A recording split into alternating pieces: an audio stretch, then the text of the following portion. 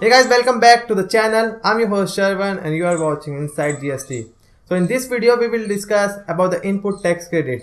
But let me just tell you something that I have also made this video long before, like 7 or 8 months before input tax credit. But at that time I didn't know much about the YouTube and the quality of the video was not as perfect, or you can say as now. So before in at that time I didn't know much about the YouTube and I also didn't know how to express myself, but now I'm kind of like a good person and I also know how to express myself fully. So therefore we will again going to do the same thing, which is I will educate you about the input tax credit. And because that video is very important, like input tax credit is very important video, and you should know that how you can take the input tax credit and in which situation you cannot take the input tax credit. Alright guys, without wasting the time, we should jump right into it. So now in this video we will discuss like the condition for taking the input tax credit and what exactly are the items on which you cannot take the input tax credit. So we will discuss about only the two things. I'm not going to tell you all the input tax credit item, like rules of input tax credit and input tax credit in the special circumstances. I will not going to touch it because that would be too long if I will touch also this. So I will focus only on the condition for taking the input tax credit and the item on which you cannot take the input tax credit. Alright guys, so section number 16 and section number 17 subsection 5 is relevant for this video. Alright guys, so we should start our video. So section 16 subsection 1 says you that you can take the input tax credit on the input which are used or intended to be used in the course or furtherance of his business. So if you have any input and you are using it for in the course or furtherance of your business, then you can take the input tax credit in respect of that input. So remember this, those inputs should be used in the course or furtherance of business. That is the basic condition. So just gonna tell you about it. Then section number 16 subsection 2 says you that you can take the input tax credit only if you follow the four conditions. So four conditions is like that: you should be in the possession of a tax invoice or debit note issued by the supplier registered under this act. So you should have the valid tax invoice or the debit note so that you can take the input tax credit, or such other tax paying document as may be prescribed. So you should have tax invoice, debit note, or such other document which is prescribed in this act. So prescribed means prescribed under the input tax credit rules. So you can check it out in those rules, like what exactly are the documents. So basically you should have valid document in order to take the input tax credit. And second condition, you should receive the goods or service or both. So you should receive the goods or service or both. So remember this, you should also have in your possession the goods or service. Explanation is also attached there, so you can check it out, like what is the meaning of goods received. Then clause number C, like third condition, is saying you that the tax charge in respect of such supply has been actually paid to the government. So those person like supplier should have paid the tax to the government. But you can also take the input tax credit on the provisional basis, like in this clause number C, it says like subject to provision of section number 41. So section number 41 is the provisionally taking of input tax credit. So when the supplier will show it into the GSTR1, you can accept it, you can take the input tax credit into your GSTR2.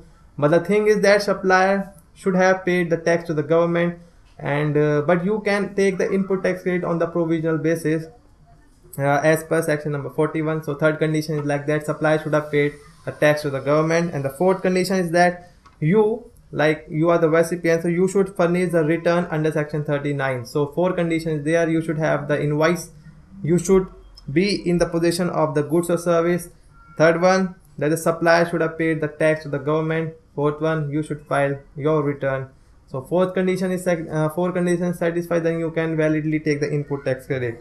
And then there is also a thing like proviso is also there. It says like provided further that where the recipient failed to pay to the supplier of goods or service or both other than the supply on which tax is payable on the reverse charge basis, the amount toward the value of the supply along with the tax payable thereon within a period of 180 days from the date of issue of invoice by the supplier, an amount equal to the input tax credit availed by the recipient shall be added to his output tax liability along with the interest thereon in such manner as may prescribe. So basically a long thing is this, but in the nutshell I'm gonna tell you what exactly is the meaning. So the recipient, like you are the recipient, so you should pay to the supplier the amount towards those kind of thing, like you purchase something, so you should have paid the tax along with the like consideration to the supplier within the 180 days. So if you have paid the tax to the supplier and also the amount toward the goods or service, both thing, amount toward the goods or service and the tax thereon, so if you have paid the tax plus the consideration to the supplier within 180 days, then only you can take the input tax credit on those items. So you can say fifth condition is also there, you recipient should have paid the consideration along with the tax to the supplier within the 180 days to avail the input tax credit. And if you are not paying the consideration and tax within 180 days, then that amount, input tax credit amount, will be added to your output tax liability along with the interest. So that's how it will work. Like suppose at the initial time you taken the input tax credit and now you didn't pay the tax and the consideration to the supplier, then after 180 days that amount, that input tax credit will be added to your output tax liability, and then you have to also charge on this interest also and pay it to the government. So that thing is that also. And then section number 17 subsection number 5, list of negative list of the input tax credit in which you cannot take the input tax credit. There's a lot of lists, so I'm going to tell you one by one what exactly is the list. So section number 17 subsection number 5 has a lot of clause. So clause number A says like that you cannot take the input tax credit on this item. So clause number A says that motor vehicle and other conveyance, so motor vehicle and other conveyance you cannot take the input tax credit except when they are used. So except, these are the exception. If you are using it for this item which I'm going to tell you, then you can take the input tax credit, otherwise you cannot take the input tax credit on the motor vehicle. So what exactly are the exceptions? So exception is like that: for making the following taxable supply, namely for the supply of such vehicle or conveyance, or transportation of passenger, or imparting training on driving, flying, navigating such vehicle or conveyance. So and last one is that for transportation of goods. So four kind of a thing. If you are using motor vehicle for four thing, then you can take the input tax credit on it. If you are not using it for these four items, you cannot take the input tax credit. What exactly are the four things? First one, for the supply of such vehicle. So if you are purchasing vehicle and then further supplying it, like you are a dealer of motor vehicle, you can take the obviously input tax credit on the motor vehicle. Second one, transportation of passenger. If you are in the business of transportation of passenger, buying the motor vehicle, you can take the input tax credit. If you are imparting the training on driving, flying, navigating, like you are some kind of a agency who just learn others how to drive and you are purchasing the motor vehicle, you can take the input tax credit. And if you are using it for transportation of goods, then also you can take the input tax credit. But there are a lot of issue in this clause, because ICAI, Institute of Chartered Accountant of India, also suggests to the government a lot of thing in this clause, because right now a lot of thing is not covered in this. Like suppose you are a works contractor and you have the forklift or you have the crane, so you cannot take the input tax credit on this thing because you are not following all the four exceptions. And suppose some agencies there, some kind of agencies there, and who deliver the cash to the bank, like you can say from bank to ATM, those vehicle is there, you cannot take also the input tax credit because cash is not the goods. So for transportation of goods you can take the input tax credit, but cash is not the goods, so therefore you cannot take the input tax credit. And there is also a lot of other implication like repair and maintenance of motor vehicle, whether you can take the input tax credit, don't know about it. So a lot of thing is there. ICAI also suggests to the government that clarify on this thing, like whether that person can take the input tax credit. If you have the query, ask me on the comment section.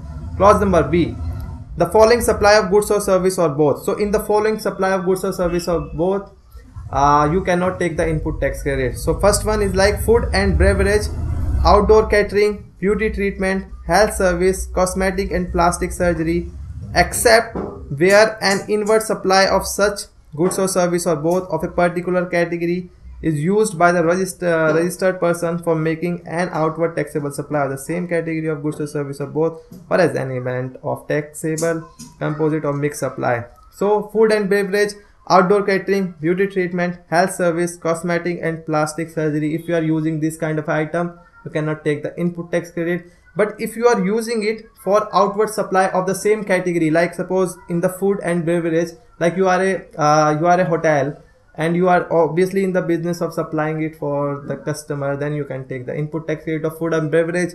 Like outdoor catering, so if you are in the business of outdoor catering and you are using the service of the outdoor caterer, then obviously you can take the input tax credit of it.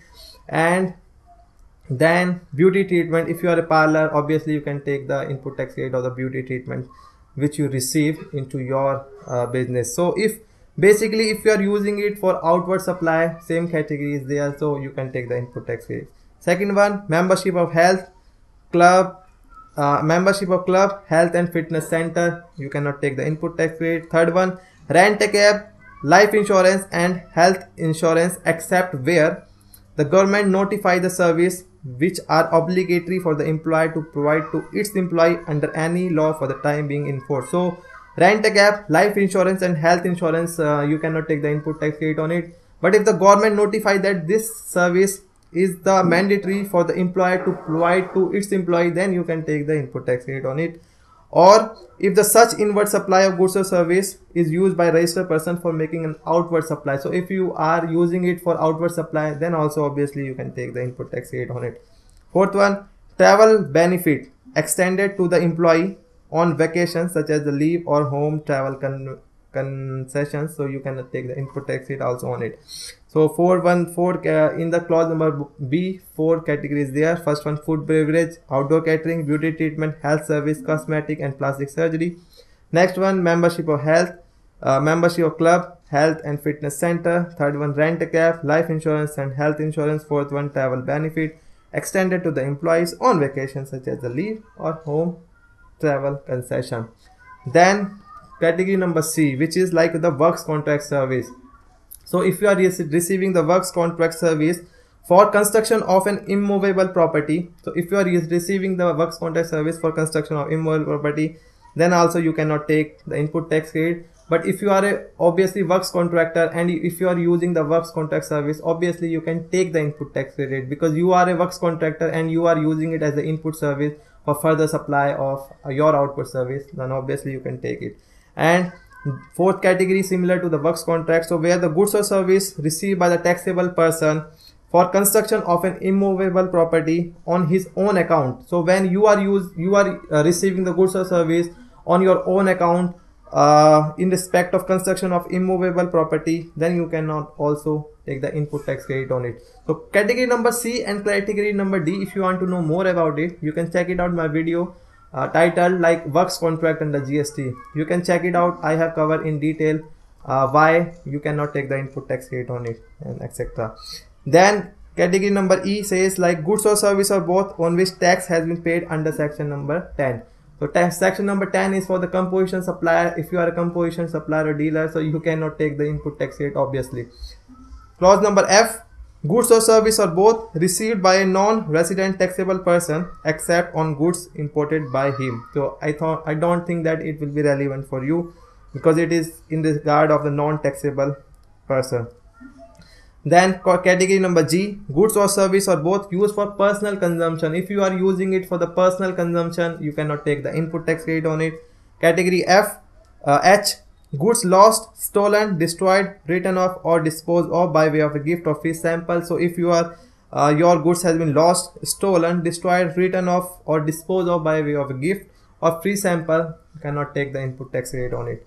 And the last category, any tax paid in accordance with the provision of section 74, 129 and 130. 74, 129 and 130 is basically regarding the demand and the recovery under the GST. So if you have paid the demand to the government, you obviously cannot take the input tax credit in respect of those payment of demand. So that was the category which has the negative list, and this is just a brief view. If you want to check it out, then just read out section number 17 subsection number 5 If you have the query, ask me on the comment section. I may reply by way of separate video. Apart from this, there is also section number 18 which deals with the input tax credit in a special circumstances. I am not going to tell you in this video. If you have the query, ask me on the comment section. And there's also rule input tax credit rules which also describe you how to take input tax credit also in much more detail, like reversal of input tax credit in case you are using the input for the taxable as well as for the exempted supply, or in case you are using the capital goods for taxable as well as the exempted purpose. So how to reverse the input tax credit on those circumstances. So lot of detail is there in the input tax credit rule. Check it out. If you have any query, ask me on the comment section. I may reply by way of separate video. Alright guys, I think that video would be very helpful for you. If you have the friend who are wondering how to take input tax credit and what exactly are the cases in which you cannot take the input tax credit, then share this video to those person. If you like the content of the video, then give it a big thumbs up so that I can also motivate myself to make more such effort into the future. And also subscribe to the channel if you are using or watching this video right now and you haven't subscribed yet. So alright guys, so now we will meet again in the next video. Till then, bye bye.